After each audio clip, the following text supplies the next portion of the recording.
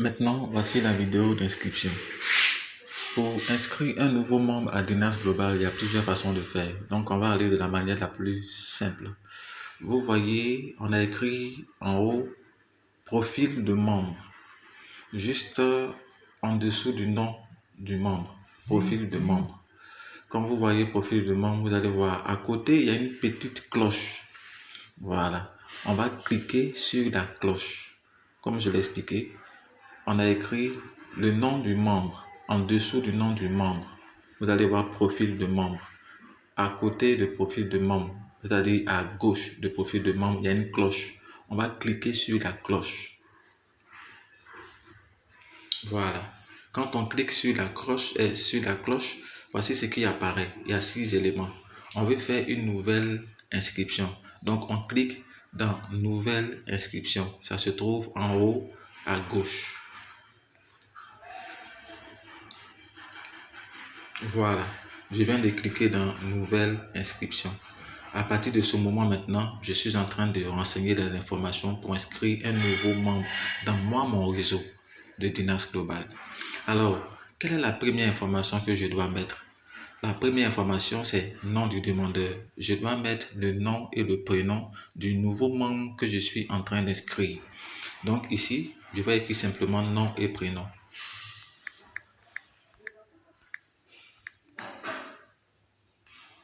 Voilà, je viens de renseigner le nom du demandeur, nom et prénom. Ensuite, je dois mettre le nom d'utilisateur. Ça veut dire quel est le pseudo que je vais donner à ce nouveau membre. Comment est-ce qu'il veut qu'on l'appelle dans le réseau. Donc ici, dans mon exemple, je vais donner simplement un pseudo simple. Voilà. Ah non, autant pour moi.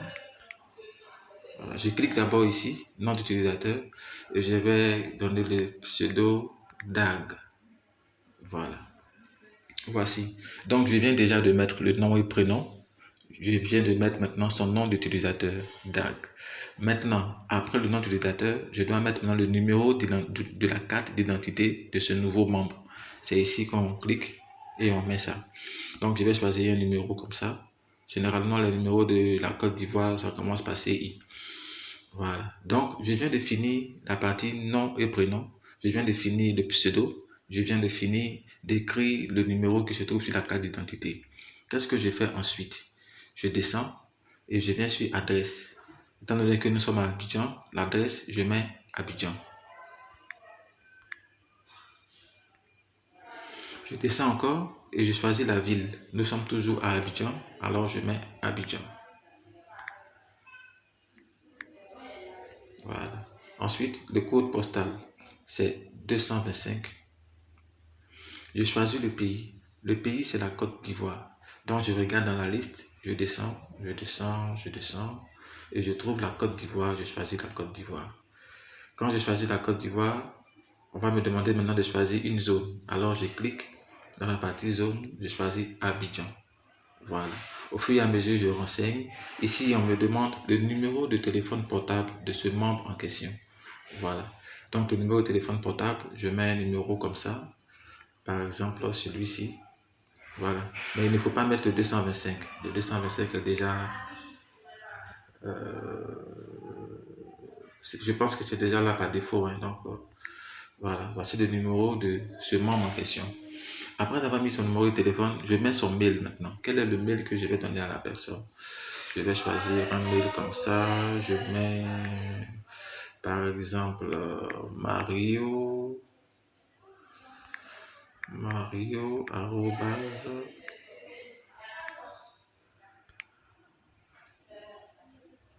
Mario, arrobase,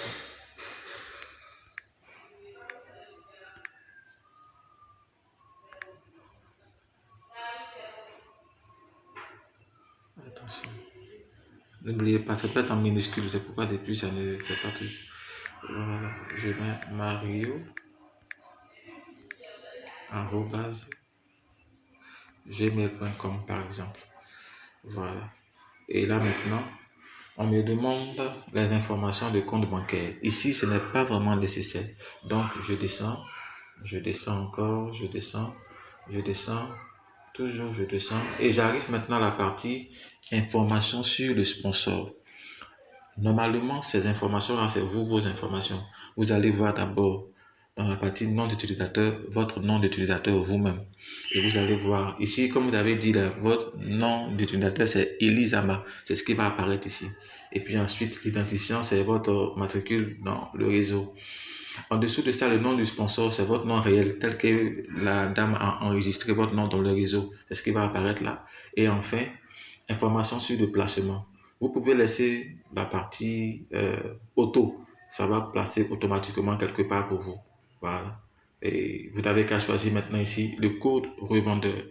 Pour choisir le code revendeur, il faut d'abord regarder à votre droite. À côté du code, il y a une petite lentille, comme les lentilles de recherche là. Vous cliquez dans la lentille. Quand vous allez cliquer dans la lentille, vous allez voir apparaître ceci. Ne vous embêtez pas. Voici ce qu'on a écrit. Côte d'Ivoire, Côte d'Ivoire.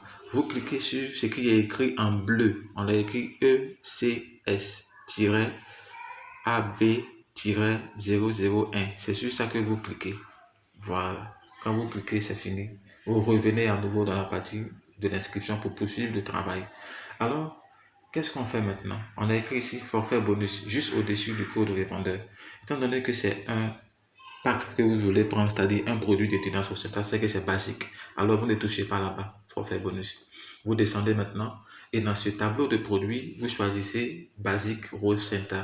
C'est le numéro 3. Alors, pour le choisir, vous allez jusqu'à la droite du tableau. Vous cliquez dans la petite partie en rond. Voilà, ça aura choisi Basique Rose Center. Vous pouvez venir vérifier, vous allez voir, c'est en bleu. Ça veut dire que c'est choisi. Quand vous descendez maintenant, vous voyez le montant. C'est mentionné 42 $. Le mode autocollecte, il n'y a pas de problème.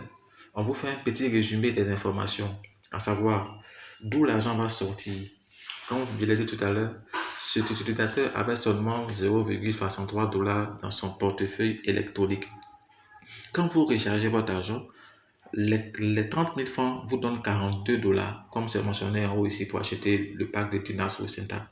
Alors, ces 42 $ vont venir automatiquement dans le solde du portefeuille électronique. Comme vous allez voir ces 42 $ ici, ça veut dire que vous serez capable de faire l'opération. À ce moment-là, vous cliquez maintenant sur épingle du portefeuille. Voilà. Quand vous cliquez sur épingle du portefeuille, c'est votre mot de passe de connexion là que vous devez mettre à nouveau. Le mot de passe pour vous connecter, c'est ce que vous devez mettre à nouveau. Quand vous le faites maintenant, ici, vous mettez 1, 2, 3, 4, 5, 6. 1, 2, 3, 4, 5, 6. Vous le mettez à nouveau en bas. 1, 2, 3, 4, 5, 6. Qu'est-ce que c'est? C'est le mot de passe par défaut pour votre nouvel utilisateur. Ce nouveau membre que vous êtes en train d'inscrire, c'est son mot de passe pour qu'il se connecte. C'est par défaut, c'est le système qui demande ça. Vous mettez encore 1, 2, 3, 4, 5, 6.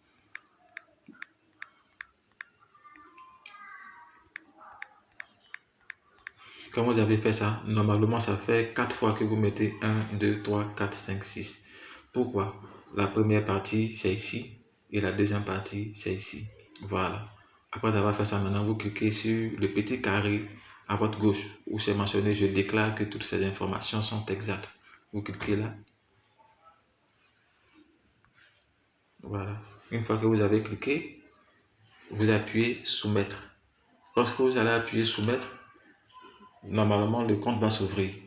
Voilà. Et si le compte ne s'ouvre pas, ça veut dire que on va vous ramener encore ici pour corriger les erreurs que vous avez peut-être commises. Et ils vont vous signifier les erreurs que vous avez commises. Par exemple, je vais faire un test, vous allez voir par vous-même.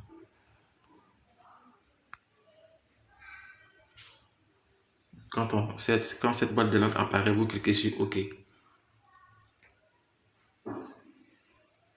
Voilà. Ici, voici l'erreur. On me dit l'email, le format de l'email est invalide. Voilà. Je vais venir regarder l'email.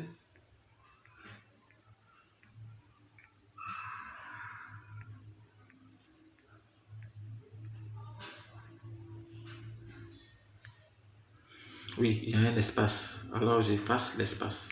Voilà. Et je viens cliquer encore à nouveau.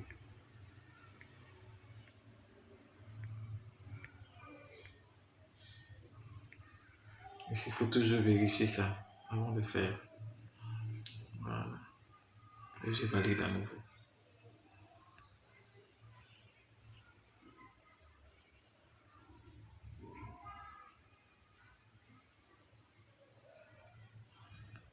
Voilà. Donc, tant qu'il y a les erreurs, c'est ce qui va apparaître, c'est ce qui va apparaître. Mais dans votre cas, il n'y aura pas d'erreur. Comme ici, c'est un exemple, c'est l'exemple à laquelle ça ne passe pas. Voilà. Donc, j'espère que vous avez vu en résumé de quoi il s'agit. Voilà. Et puis, c'est ce qu'il y a à faire. Alors, n'hésitez pas à me contacter si vous n'arrivez pas à le faire, mais je pense que vous allez y arriver. Voilà, vous allez me mettre des informations correctes. Donc, ici, comme ça, on a dit que c'est déjà parce que c'est déjà pour quelqu'un. Voilà, donc chaque fois que vous j'ai corrigé, il n'y a même pas l'argent en bas pour faire l'opération, donc ça ne passera pas.